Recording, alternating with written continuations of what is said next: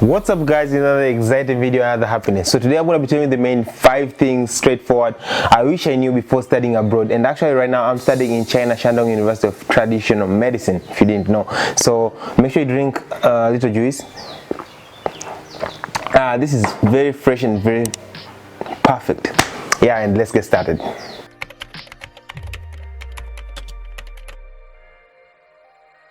So number one, the first thing that you should realize is that when you're actually going to study abroad, you should know it's the language. So if you're actually going to study abroad and the language that you're going to study with, it's different, you should realize that most of the times you'll have to study that language as a necessary thing that you must study. It's not an option. I was told it's going to be an option, but it was never an option. It was a must. So for people like I went to face that problem, but right now I realize how good it was for me to study Chinese. I'm really happy. If you haven't seen my other videos of how I speak Chinese and I talk to Chinese people, be sure, because I'm gonna keep one of them as an example right on the corner here, and I hope you enjoy it.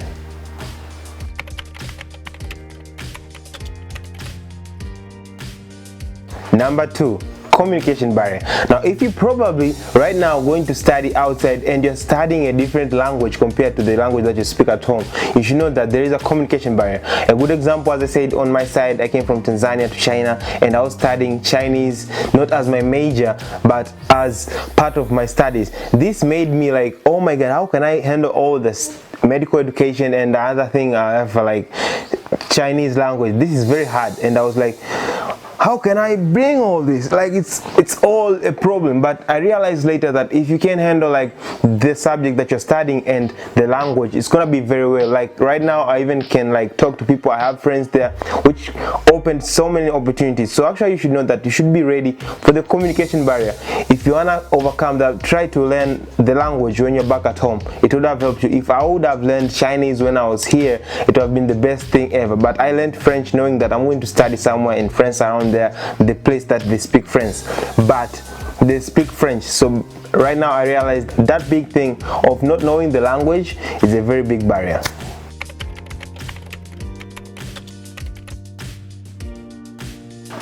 Studying abroad can be a very big issue, trust me. I'm telling you this from experience. The third thing I'm gonna mention, it's gonna touch so many people right now, so many of them. Food and dormitory issues. So probably you might ask me, why did I choose that?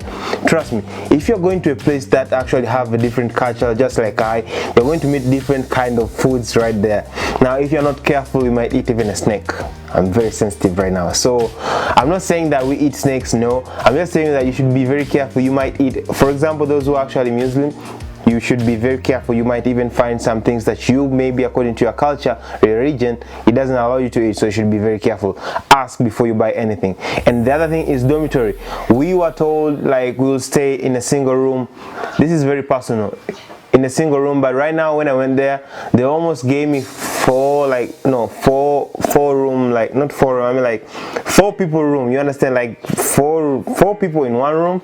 So later I asked and then they said that they're gonna give me like double, so you like 2 people in one room. Sorry, this kind of communication, they kind of fix my head. So that's the main thing, like that, the dormitory issues. Most of you guys, you'll be told that you're going to get a single room. Trust me, it's a very rare to find a school that provides a single room for every single student. It's very rare right now in 2020, in 2019.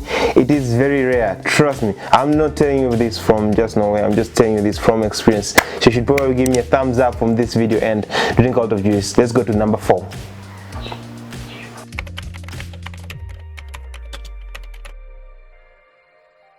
Number 4, health insurance.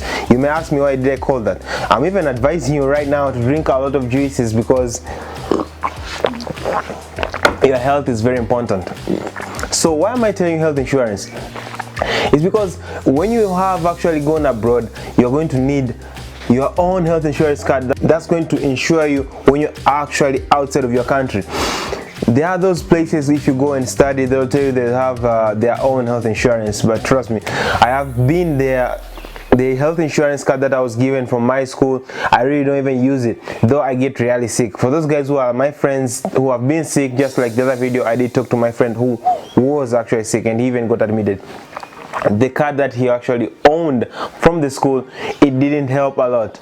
It didn't help. He didn't get his refund. Like, he's nothing to the card. Like, what I mean is that he didn't get the money that he was supposed to get refund, and not that he didn't get because he was not supposed to get. It's just because the comparison of how much money you will actually get and the amount of money that you have used, it's like, you can't compare that. It's serious, you can't compare that. So there is no any use of you like being concentrating on hoping that you get the insurance card from the place or the institution, unless otherwise you're going to work, because this is actually talking about studying abroad, so it doesn't even really make sense. So the main thing is that you should know that you should have your own insurance card from your country, and that's a good thing, just like what I did. And let's get to the fifth thing.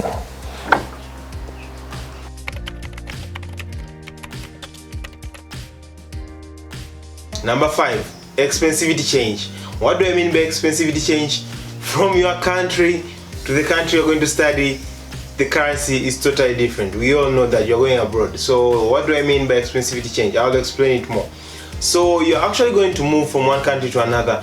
Your currency, if for example your country currency is actually low and you're going to somewhere where their currency is a little bit higher than yours, you know that the life of expenditure of their country is a little bit higher. So you should prepare your pockets first. So I think that's gonna be the last and almost the least I could say. I hope you guys have enjoyed this video, and I have more awesome videos about international students and actually people who are studying abroad.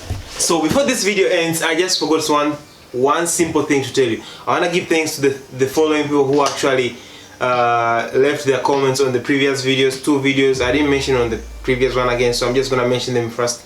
I want to give thanks to Egg Hosa, thank you for your comment, and thank you to J Max UG, sorry if I have a little pronunciation.